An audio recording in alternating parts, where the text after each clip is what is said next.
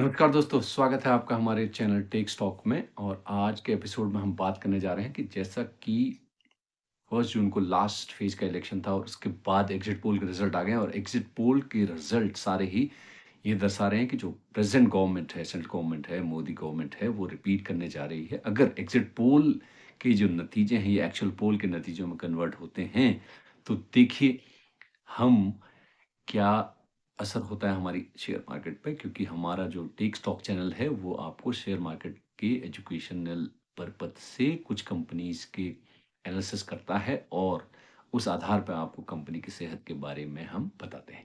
अब अगर exit poll जैसा कि सारे एग्जिट पोल लगभग लगभग इस गवर्नमेंट को रिपीट करते हुए दिखा रहे हैं और 300 प्लस सीट्स लोकसभा में दिखा रहे हैं, अगर यही होता है नतीजे से, इसी नतीजे एग्जिट पोल के नतीजे और एक्चुअल पोल के नतीजे अगर समान आते हैं तो क्या होगा 4 जून को? तो 4 जून का हमें इंतज़ार करना पड़ेगा और कल जो सोमवार के दिन है मार्केट खुलेगी और मार्केट में कारोबार होगा। इस एंटिसिपेशन में क्या पता कल मार्केट बढ़ जाए, जिसकी पूरी-पूरी संभावना है, जैसा कि शुक्रवार के दिन हुआ था। अब जैसा कि कुछ मोदी फ्रेंडली ग्रुप बताए जाते हैं और कुछ ऐसे जो पीएसयूज़ हैं और जो सरकार के जो जो कंपनीज़ हैं, जैसे रेलवे है, डिफेंस है, इनमें ऑलरेडी बहुत ज़्यादा बढ़त हो चुकी है। और अब अगर ये गवर्नमेंट मोदी 3.0 गवर्नमेंट आती है तो इनमें क्या फ़र्क पड़ेगा और ये आगे को कैसे जाएँगे, इस पे हम विचार कर सकते हैं। मैं आपके लिए आज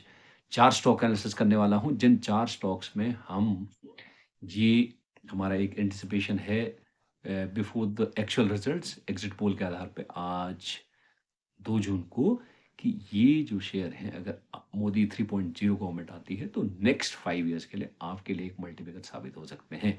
हमारे इस टेक स्टॉक एजुकेशनल चैनल में अगर आप इन स्टॉक्स को देखते हैं तो उसके बाद खुद एनालिसिस करिए और अपने फंडामेंटल और जो लीगल फाइनेंशियल एडवाइज़र हैं उनकी एक बार एडवाइस लीजिए और एक स्टडीज़ के आधार पे आप देख सकते हैं कि आपने इनमें इन्वेस्ट करना है या नहीं।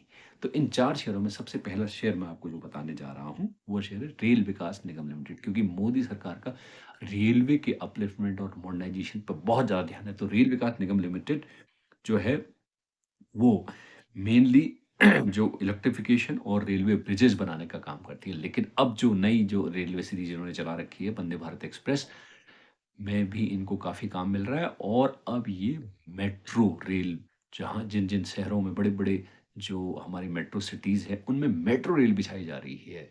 दिल्ली में ऑलरेडी मेट्रो चलती है, तो अनेक जो टायर 2 सिटीज़ हैं, उनमें भी मेट्रो के प्रोजेक्ट्स आ रहे हैं, तो इसमें भी इसका बहुत बड़ा काम है। तो एक छोटी-सी कंपनी है, मार्केट कैप 70,000 करोड़ है और सबसे मज़े की बात ये है कि 70,000 करोड़ मार्केट कैप के साथ ही 65,000 करोड़ इसके ऑर्डर बुक में है। तो समझ लीजिए जिस कंपनी की मार्केट कैप और ऑर्डर बुक बराबर हो, तो उस कंपनी की जो हेल्थ है, वो सेहत है, वो काफ़ी अच्छी है। तो रेल विकास निगम लिमिटेड हमारा पहला शेयर है, जो कि मोदी 3.0 के साथ आगे बढ़ेगा, ये हमें पूर्ण आशा है। और एक बहुत अच्छी कंपनी है और डेट फ्री कंपनी है लगभग। सेकंड कंपनी जिसके बारे में बात कर रहा हूँ, जिसको कहते हैं मोदी फ्रेंडली ग्रुप।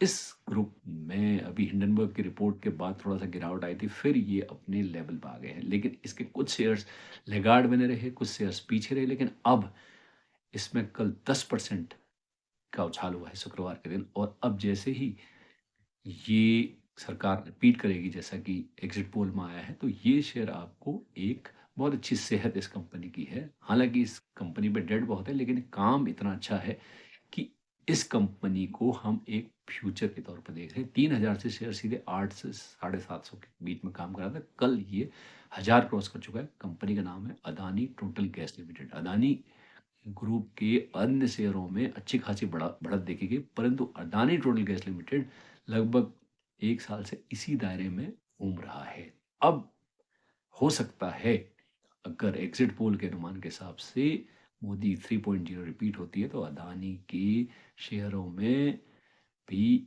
कुछ हलचल दिखेगी। तो अगर आपको अदानी टोटल गैस लिमिटेड आपके पास है, तो फिर से इससे एग्जिट करना है या इसको और ऐड करना है, इस पे विचार करिए। हम इस पे पॉजिटिव बने हुए हैं। नेक्स्ट जो थर्ड शेयर इस सीरीज में मैं आपको बताने वाला हूँ वो है हिंदुस्तान एरोनॉटिक्स लिमिटेड। ये एक पीएसयू है। डिफेंस के क्षेत्र में जैसे कि बीजेपी गवर्नमेंट का, मोदी गवर्नमेंट का हमेशा से ही बहुत ही कड़ा रुख रहा है और वो आर्म फोर्सेस की मॉडर्नाइजेशन के लिए काम कर रहे हैं। तो हिंदुस्तान एरोनॉटिक्स लिमिटेड जो एयरक्राफ्ट बनाता है डिफेंस के लिए, और अब तो ये एयरक्राफ्ट्स को अन्य देशों को भी बेचने लगे हैं, यानी इसका ये निर्यात करने लगे हैं। तो एक बहुत ही अच्छी हेल्थ वाली कंपनी हिंदुस्तान एरोनॉटिक्स लिमिटेड, इसकी भी सेहत बहुत अच्छी है। ये भी कंपनी एक अपने अच्छे खासे एक ऑर्डर बुक पे बैठी हुई है और अन्य देशों से भी इसको एयरक्राफ्ट, जो लाइट डिफेंस एयरक्राफ्ट हैं, उनके उत्पादन और उनके एक्सपोर्ट का जो एक काम मिला हुआ है उस पे लगे हुए हैं। बहुत अच्छी कंपनी हिंदुस्तान एरोनॉटिक्स लिमिटेड। और फोर्थ और लास्ट कंपनी है इस अ, दिशा में जो बहुत अच्छा काम कर रही है। मोदी गवर्नमेंट ने यहाँ पे बहुत सारे इंसेंटिव दिए हैं, वो है ग्रीन एनर्जी, क्लीन एनर्जी, और उसमें है Suzlon energy limited. Suzlon energy limited, हालांकि लोग इसको एक पेनी स्टॉक कहते हैं, लेकिन पिछले 10 सालों से सुस्त पड़े रहने के बावजूद पिछले साल इसने लगभग लगभग 20 रुपए से एक चाल दिखाई है 45 रुपए तक, और अब भी इसमें काफ़ी जूस बचा हुआ है, क्योंकि जो कंपनी अब जो काम कर रही है प्रॉफिटेबल होने लगी है। साल दर साल इसकी जो ऑर्डर बुक्स हैं वो बढ़ रही हैं, और इसके जो फाइनेंस जो बुक हैं, जो इसका प्रॉफिट है, वो अब कंपनी दिखा रही है। पहले 3 साल पहले कंपनी प्रॉफिट नहीं दिखाती थी, साल दर साल इसको घाटा होता था, लेकिन अब कंपनी को काफ़ी ऑर्डर मिले हुए हैं और कंपनी की सेहत काफ़ी अच्छी है। तो इन 4 शेयरों को देखिए, एनालिसिस करिए खुद, आप इनके बारे में पढ़िए, इनकी वेबसाइट्स में जाइए और डिसाइड करिए कि आपको इन शेयर्स में क्या करना है। ये हमारी कोई ऐसी खरीद फरोख्त की यहाँ पे कोई भी रिकमेंडेशन नहीं है। अगर आपको इन शेयरों में पैसा लगाना है तो एक बार अपने फाइनेंशियल एडवाइजर से ज़रूर पूछिए।